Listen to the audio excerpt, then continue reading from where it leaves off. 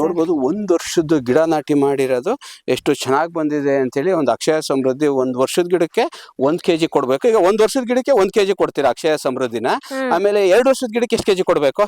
1.5 kg ಹಾಕ್ಸ್ತೀವಿ. 1.5 kg ಹಾಕ್ಸ್ತೀರಾ. ಮತ್ತೆ 3 ವರ್ಷದ ಗಿಡಕ್ಕೆ? 3 ವರ್ಷದ ಗಿಡಕ್ಕೆ 2 kg.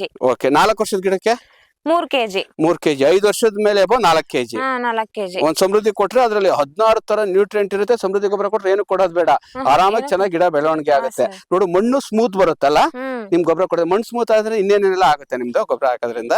ಅಂದ್ರೆ ಸೂಕ್ಷ್ಮಾಣುಜೀವಿಗಳು ಹೆಚ್ಚಾಗುತ್ತೆ. ಮತ್ತೆ ಭೂಮಿಯಲ್ಲಿರೋ ಅಂದ್ರೆ ಏನೋ ಬೇರ್ ಕಡೆ ಹುಳ ಆತರ ಏನಾದ್ರು ಸಣ್ಣ ಗಿಡಕ್ಕೆ ಬರ್ತವೆ. ಆತರ ಬರೋದಾಗ್ಲಿ ಅದನ್ನ ಇದ್ರೆ ಅದು ಅವಾಯ್ಡ್ ಮಾಡಿ ಚೆನ್ನಾಗಿ ಬೇರ್ ಬಿಟ್ಕೊಂಡು ಬುಡ ಚೆನ್ನಾಗಿ ದಪ್ಪ ಬರುತ್ತೆ. ಆಮೇಲೆ ಎರೆಹುಳು ಸಂತತಿನೂ ಜಾಸ್ತಿ ಆಗುತ್ತೆ. ಎರೆಹುಳು ಸಂತತಿನೂ ಜಾಸ್ತಿ ಈ ಆಗುತ್ತೆ. ಕೋಟಿ ಸೂಕ್ಷ್ಮಾಣುಜೀವಿಗಳು ಎಲ್ಲ ಡೆಡ್ ಆಗಿರುತ್ತೆ. ನಿಮ್ದು ಗೊಬ್ಬರ ಹಾಕಿದ್ಮೇಲೆ ಎಲ್ಲ ಬಂದು ಇದಾಗುತ್ತೆ, ಗ್ರೋತ್ ಆಗುತ್ತೆ. ಮತ್ತೆ ಗಿಡದ ಬೆಳವಣಿಗೆ ಚೆನ್ನಾಗುತ್ತೆ. ಯಾವುದೇ ಕಾಯಿಲೆಗಳು ಬರಲ್ಲ.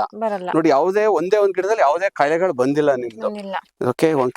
ಒಂದು ಎಂಟೈರ್ ಸತ್ಯಸಾಯಿ ಜಿಲ್ಲೆಯಲ್ಲಿ 1000 ಎಕರೆಗಳಿಗೆ ಒಂದು ಗೊಬ್ಬರ ಕೊಡ್ತಾರೆ ಸುಶೀಲಾ ಮೇಡಮ್ ಅಕ್ಷಯ ಸಮೃದ್ಧಿಯಿಂದವ. ಪ್ರತಿಯೊಬ್ರು ತೋಟ ನೋಡ್ಬೋದು ಎಷ್ಟು ಬ್ಯೂಟಿಫುಲ್ ಇದೆ. ಅವ್ರಿಗೆ ಫಾರ್ಮರಿಗೆ ಸಪೋರ್ಟ್ ಮಾಡ್ತಾ ಏನಾದ್ರು ಒಂದು ನಾಲೆಡ್ಜ್ ಕೊಡ್ತಾ ಒಂದು ಟ್ರಾವೆಲ್ ಮಾಡ್ತಾ ಇದ್ದಾರೆ. ನೋಡೋಣ ಇನ್ನೂ ಒಂದು ಹಲವಾರು ತೋಟಗಳು ನೋಡೋಣ ಸತ್ಯಸಾಯಿ ಜಿಲ್ಲೆಯಲ್ಲಿ ಪ್ರಾಕ್ಟೀಸ್ ಹೆಂಗೆ ಮಾಡಿದ್ದಾರೆ ಅಂತ.